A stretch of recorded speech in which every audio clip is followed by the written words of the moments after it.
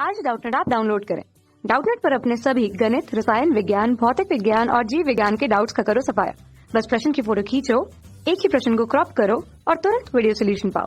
अभी डाउनलोड करें। हेलो दोस्तों, आज का हमारा प्रश्न है, यदि किसी झील की तली में कोई विस्फोट हो तो जल में किस प्रकार की प्रघात तरंगें उत्पन्न होंगी। तो देखो, झील की तली में यदि कोई विस्फोट होता है तो किस प्रकार की तरंगें उत्पन्न होंगी। तो देखिए कि ये हमारी कोई झील है, ये इसकी तली में क्या कोई विस्फोट कर दिया हमने, ठीक है, तो तरंगें उत्पन्न होती हैं। अब हमसे पूछा कि किस प्रकार की तरंगें उत्पन्न होती हैं। तरंगें कितने प्रकार की होती हैं? 2 प्रकार की होती हैं, अनुदैर्घ्य तरंगें और अनुप्रस्थ तरंगें। तो देखिए,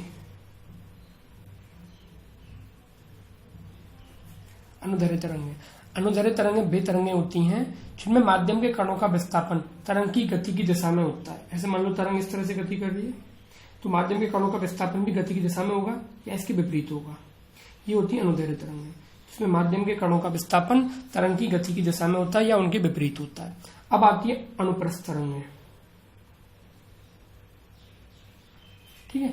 अब अनुप्रस्थ तरंगें वे तरंगें होती हैं जिनमें कणों के कंपन की गति तरंग की संचरण की दिशा के लंबवत होती है। ये संचरण की दिशा है, ठीक है, तरंग के संचरण की दिशा है। अब जो माध्यम के कणों की गति है ना, वो दिशा के लंबवत होगी। ये बोलती है अनुप्रस्थ तरंगें होती है।